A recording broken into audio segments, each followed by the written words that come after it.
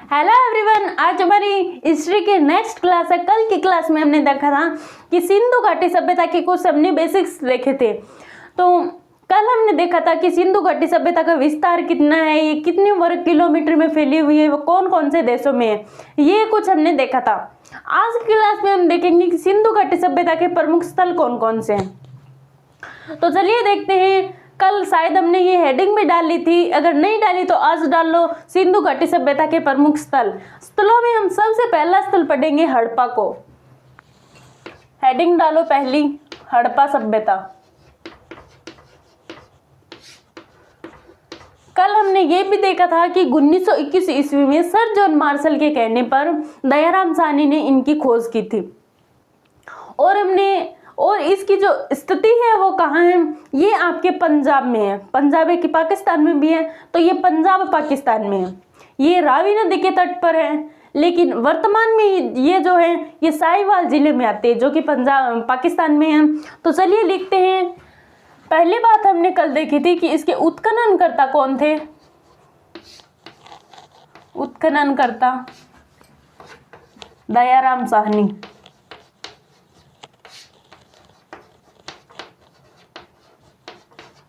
दयाराम साहनी थे। I hope आपको कल वाली क्लास है जो कि याद हो गई होगी। अगर नहीं हुई तो आप उसका ज़्यादा से ज़्यादा रिवाइज कीजिए, क्योंकि जो कि रिवीजन का बहुत ज़्यादा इफेक्ट पड़ता है।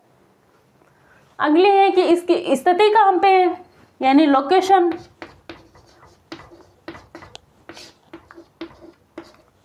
इसकी स्थिति है जो कि है पंजाब पाकिस्तान में। पंजाब पाकिस्तान में कहाँ? मोंटगोमरी में। मोंटगोमरी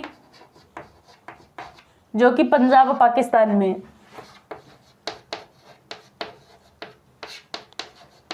पंजाब पाकिस्तान में। ये कौन से नदी के तट पर है?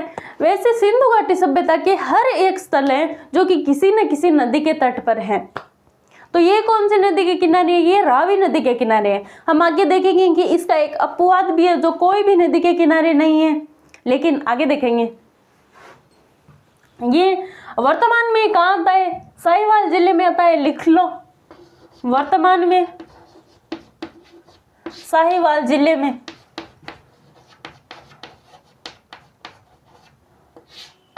साहिवाल जिले में।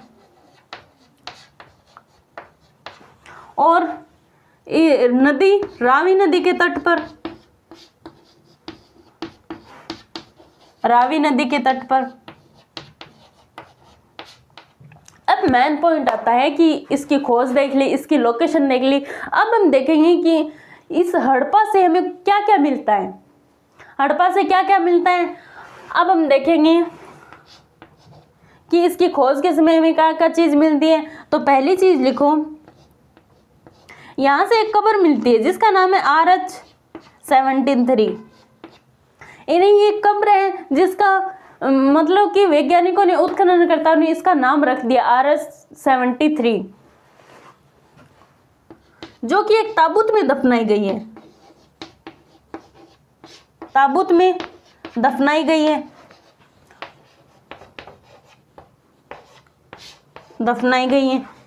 ये ताबूत में दफनाई गई, यानी इस सभ्यता की ये एकमात्र मतलब कि कब्रिस्तान है जिनको एक व्यक्ति को ताबूत में दफनाए गए। इसी कारण से इसका नाम RH-70 पड़ गया होगा। खैर हमें क्या, हमें तो बस याद करने हैं।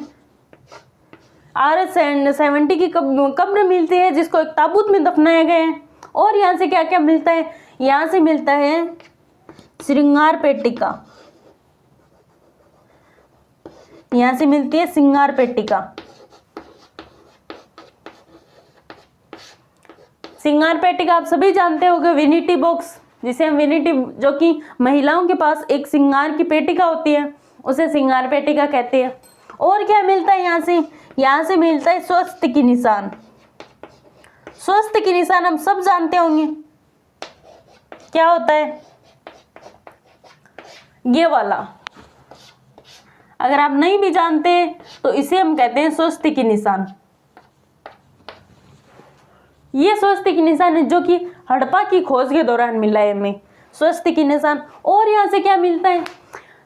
यहाँ से मिलता है हमें 12, जो कि एक हमें 12 अन्नागार मिलते हैं। 12 अन्नागार मिलते हैं जो कि 2 लाइनों में बंटे हुए हैं। 2 लाइनों में क्यों बंटे हैं? एक तो वहाँ पे ऐसे भी मकान बने हुए हैं जहाँ पे जो कि लेबर है वो आराम कर सके, यानी श्रमिकों के आवास के लिए भी अलग से कक्ष बने हुए हैं। और 12 अन्नागार मिलते हैं जो कि 2 लाइनों में बने हुए हैं। तो चलिए हम इसको लिखते हैं।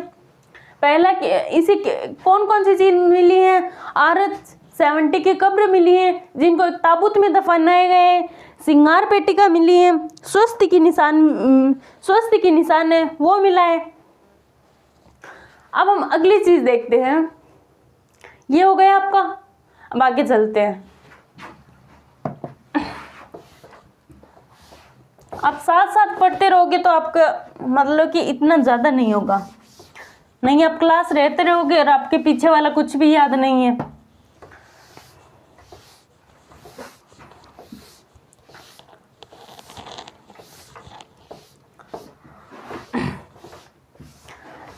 अगला हमें क्या मिलता है?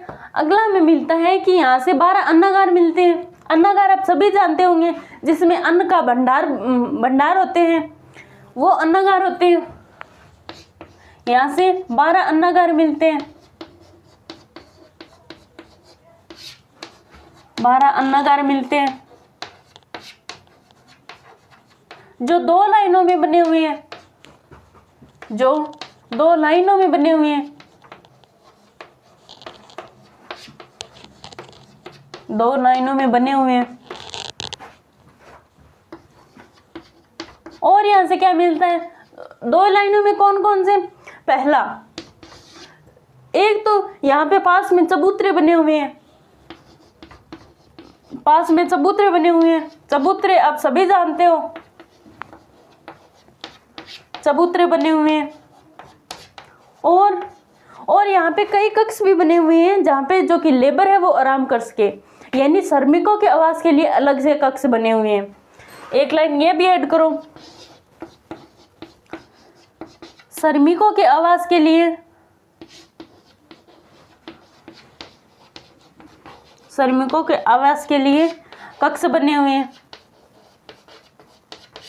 और यहाँ से क्या मिलती है? यहाँ से मिलती है एक इक्का गाड़ी, बच्चों के खेलने की होती है इक्का गाड़ी, वो मिलती है।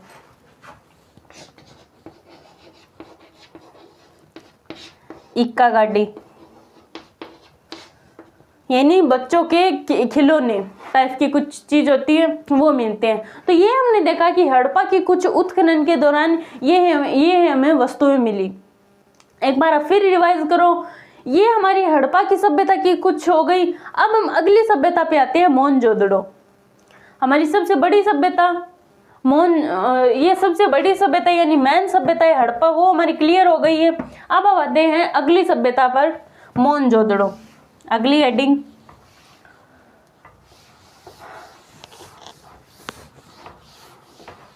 अगली हेडिंग मोहनजोदड़ो।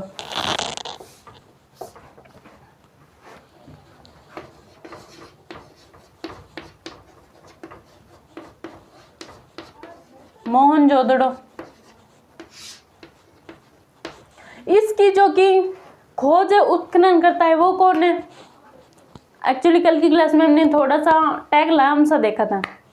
इसकी मोहनजोदड़ो की खोज है वो राखालदास बनर्जी ने की थी। लिखो उत्खनन करता, उत्खनन करता राखालदास बनर्जी।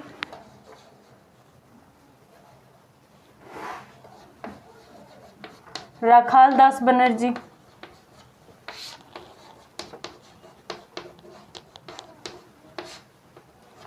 और इसकी स्थिति है वो कहाँ है?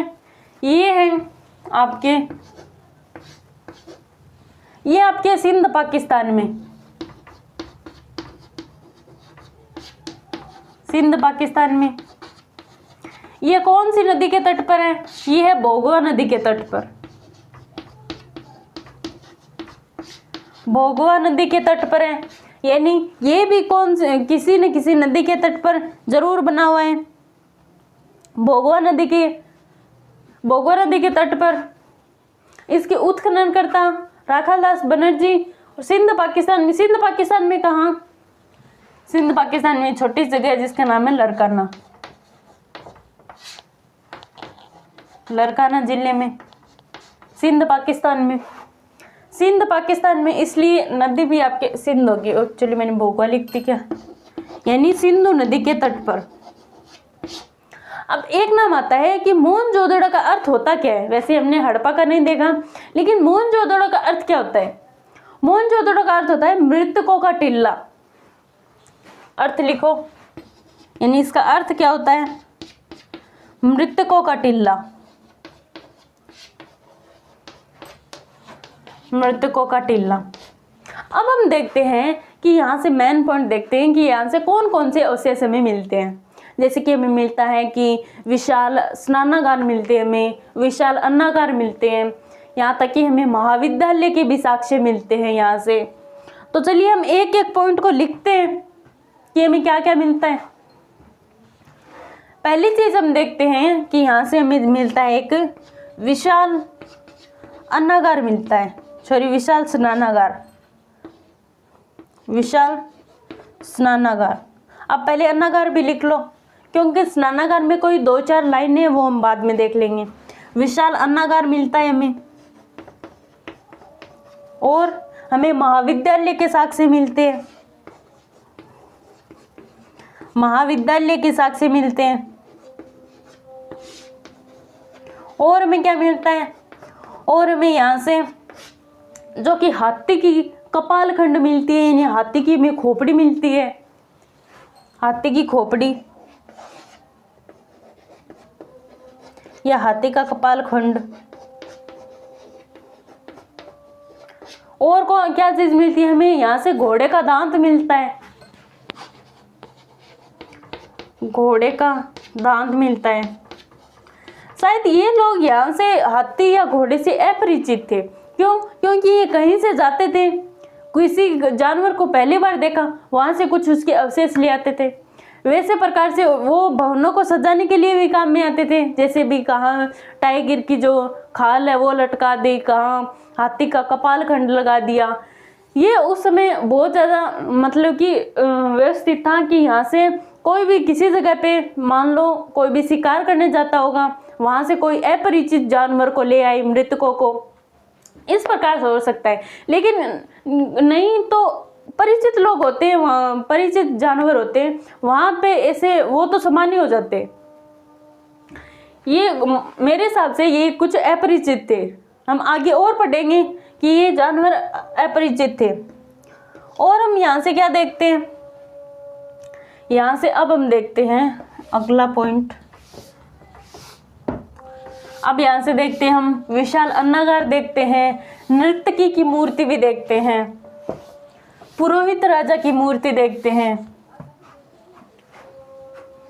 पहला है हमारा, यानी अगला हम देखते हैं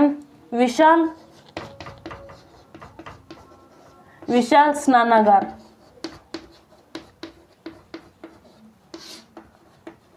यानी उस जमाने में स्विमिंग पूल भी हुआ करते थे। वो किस काम आते थे? वो हिसाब से तो धार्मिक अनुष्ठानों के लिए काम में आते थे। देखते हम कि वहाँ पे स्नानागार ऐसे था कि उत्तर व दक्षिण में सीढ़ियाँ बनी हुई हैं, एक तरफ कक्ष भी बने हुए हैं, तीनों तरफ बरामदे हैं, बरामदों के पीछे भी कक्ष है। तो चलिए हम एक एक लाइन को देखते हैं। पहली लाइन देखते हैं, पहली लाइन देखते हैं कि उत्तर व दक्षिण में नीचे उतरने के लिए सीढ़ियां बनी हुई होती थी। सिर्फ कीबोर्ड लिख लो, सीढ़ियां बनी होती थी।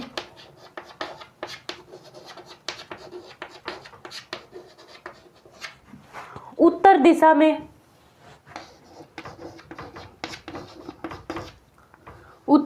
में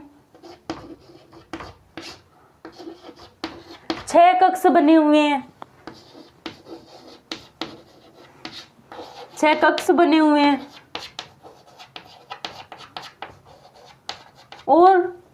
और उत्तर दिशा में यानी एक दिशा में कक्ष बने हुए, लेकिन 3 दिशा में और बरामदे बने हुए हैं, 3 तरफ बरामदे बने हुए हैं, बरामदे बने हुए हैं।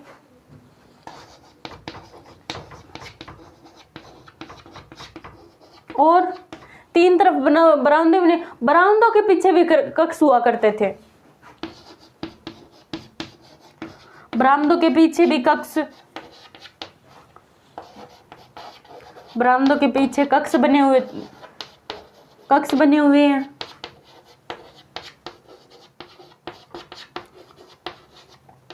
और हमें क्या मिलता है, यहाँ पे संभवतः बात है इतना पानी लगता है तो कुआं ही होगा। और इसमें जो कि बाथ टब होता है यानी ये स्नानागार है, इसके अंदर बिटुमिन्स का लेप किया हुआ है। तो ये भी लाइन लिखो, इसमें बिटुमिन्स का लेप किया हुआ है, बिटुमिन्स का लेप किया हुआ है।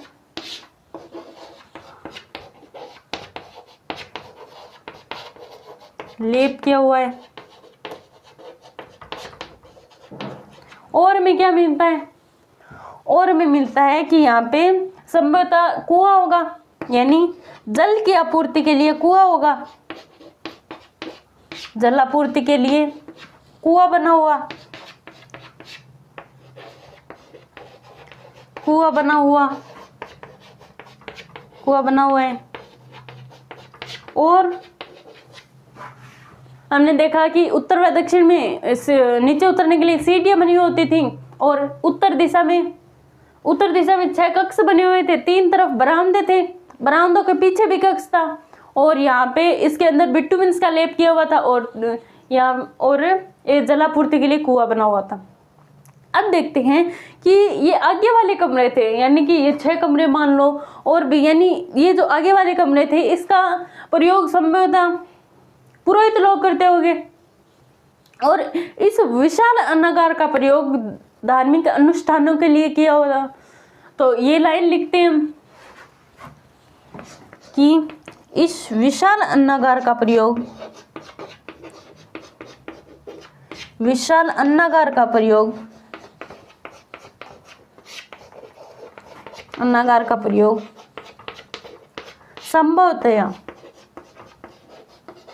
संभवतः धार्मिक अनुष्ठानों के लिए किया जाता होगा,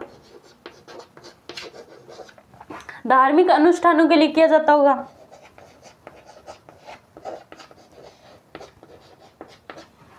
अनुष्ठानों के लिए किया जाता होगा।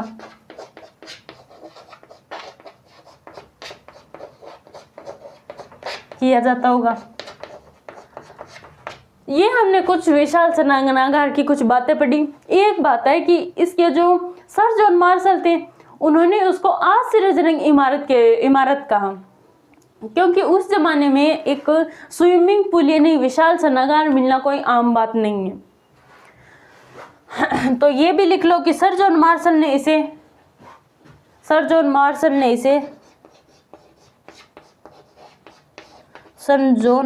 इसे आश्चर्यजनक इमारत का या तत्कालीन समय की, यानी उस समय की तत्कालीन समय की आश्चर्यजनक इमारत का, तत्कालीन समय की आश्चर्यजनक इमारत।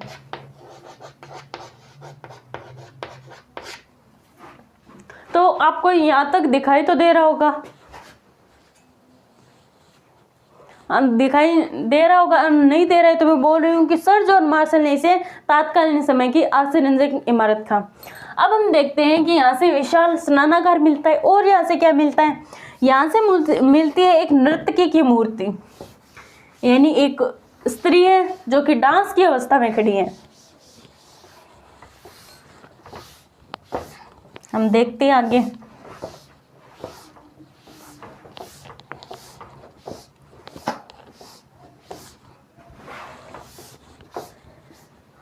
अगला यहाँ से एक स्त्री की मूर्ति मिलती है, महिला की मूर्ति मिलती है जो कि एकदम डांस की अवस्था में खड़ी है, जो कि एक हाथ में उसके चूड़ियां भी हैं, और वह नृत्य की अवस्था में खड़ी है, और वह नग्न की अवस्था में है। और क्या ये कांसे की बनी हुई है, कांसे की बनी हुई है, जो कि लोस्ट वैक्स कास्टिंग से बनी हुई है। तो चलिए लिखते हैं। मोहनजोदड़ो से एक नर्तकी की मूर्ति मिलती है, नर्तकी की मूर्ति। ये एक महिला है, यह मूर्ति कांसे की बनी हुई है, कांसे की बनी हुई है।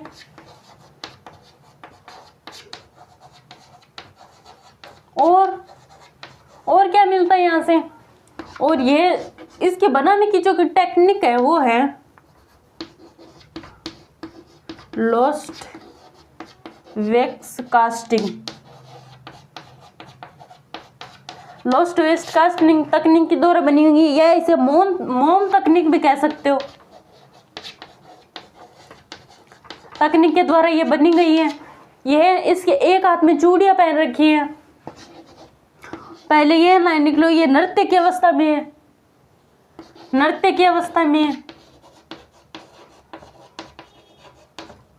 और इसने एक हाथ में चूड़ियां पहन रखी हैं,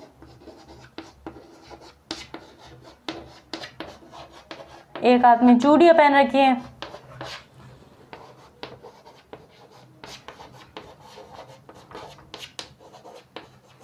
तो ये थी हमारी एक छोटी सी नर्तकी की मूर्ति। इसकी हाइट इसमें नहीं दे रखी है। अगला हम देखते हैं नर्तकी की मूर्ति। अब मिलती है एक पुरोहित राजा की मूर्ति। पुरोहित राजा और क्या कहते हैं उसकी भी बात सुन लेते हैं। ये छोटी छोटी मूर्ति है जिसकी 2-4 बातें हम पढ़ सकते हैं। अगली है पुरोहित राजा की मूर्ति।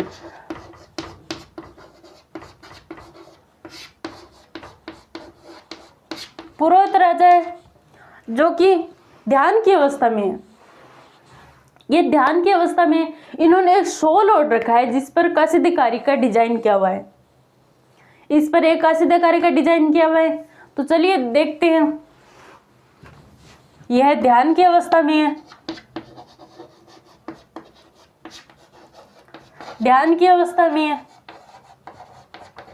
और इन्होंने एक शॉल ओढ़ रखा है, इन्होंने एक शॉल ओढ़ रखा है। शॉल पर क्या है? कासीदाकारी की डिजाइन है।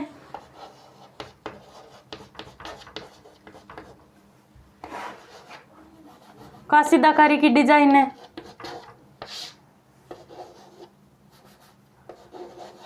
कासीदाकारी की डिजाइन बनी हुई है।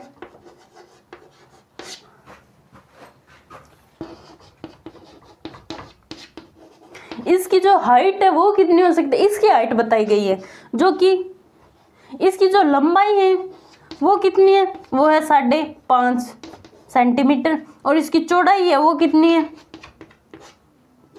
वो है 11 सेंटीमीटर। यानी इस हिसाब से आप पता लगा सकते हो कि 17.5 यानी 17.5 सेंटीमीटर और 11 सेंटीमीटर कितना होता है, यानी मूर्ति कितनी बड़ी हो सकती है। तो ये हमने देखा है कुछ पुरोहित राजा की मूर्ति। अब हम आगे और देखते हैं इसमें और क्या दिया गया है। ये हमने देखा कि यहाँ से ये ध्यान की अवस्था में इन्होंने एक शॉल ओढ़ रखा है जिस पर कासीदाकारी का है। और इसकी हाइट है जो कि लंबाई 17.5 और चौड़ाई 11 फीट। और इसको बनाने की तकनीक क्या थी? यानी इसको किस तकनीक के द्वारा बनाया गया था? इसको सैल खड़ी तकनीक के द्वारा बनाया गया था। सैल खड़ी तकनीक के द्वारा बनाया गया था।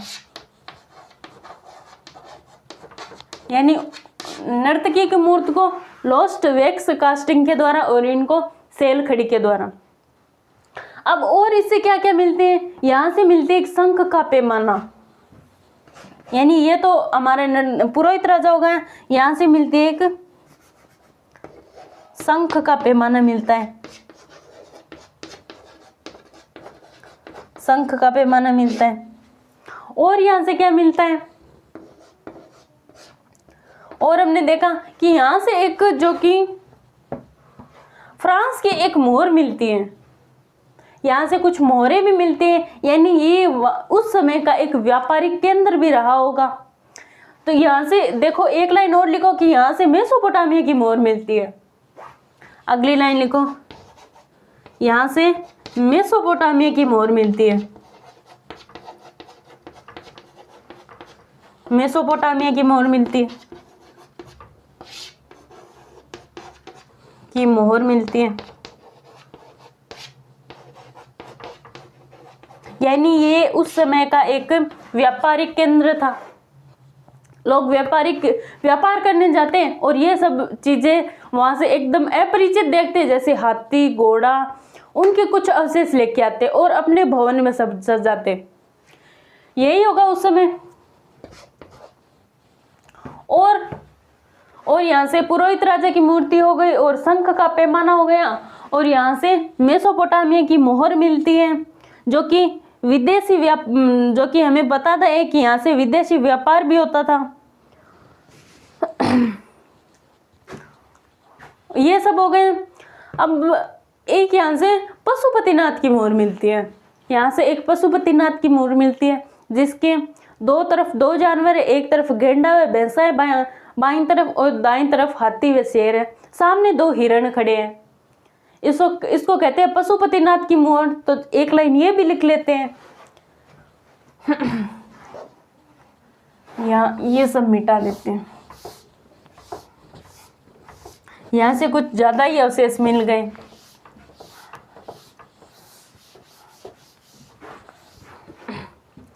अगली लाइन लिखो, यहाँ से पशुपतिनाथ की मोहर मिलती है।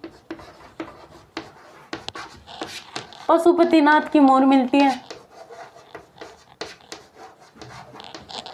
मोहर मिलती है।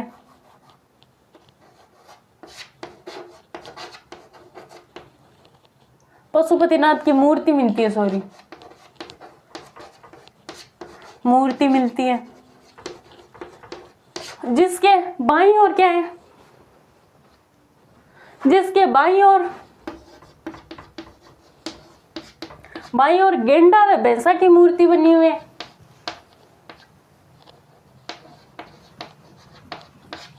गेंडा व भैंसा की मूर्ति है, और दाईं ओर है हाथी व बाघ की। सामने दो हिरण खड़े हैं,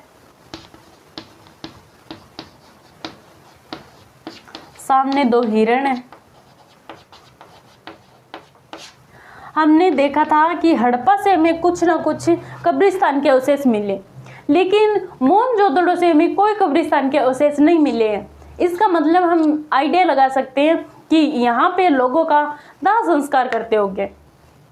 क्योंकि यहाँ से कोई कब्रिस्तान मिली ही नहीं है।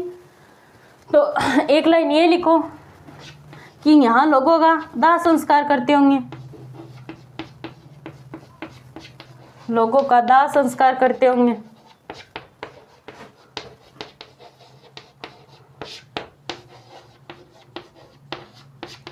करते थे। तो आज की क्लास में हमने क्या पढ़ा कि मोहनजोदड़ो की कुछ अवशेष पढ़े और हड़प्पा के कुछ अवशेष पढ़े, यानी हमने सिंधु घाटी सभ्यता की दो सबसे बड़ी जो कि प्रमुख स्थल है वो हमने पढ़ लिए। अब आज की क्लास में हम इतना ही पढ़ेंगे। आपको इस मतलब कि ये सिंधु घाटी सभ्यता का ये जो कि लेसन है ये पूरा हो जाएगा, टॉपिक पूरा हो जाएगा, तब आपको क्विज मिलेगी टेलीग्राम चैनल पे। वो आप हमारे टेलीग्राम चैनल पर जाके देखिए, जिसकी लिंक वीडियो के डिस्क्रिप्शन में है या कमेंट बॉक्स में पिन भी की हुई है। और अपने दोस्तों के साथ ज़्यादा से ज़्यादा वीडियो शेयर कीजिएगा, ताकि वो भी सिंधु घाटी सभ्यता यानी एनटीपीसी का सिलेबस ज़्यादा से ज़्यादा कवर कर सके। और आप चैनल पे नए हैं तो चैनल को सब्सक्राइब कीजिए। मिलते हैं नेक्स्ट वीडियो में, तब तक के लिए जय हिंद, राधे राधे।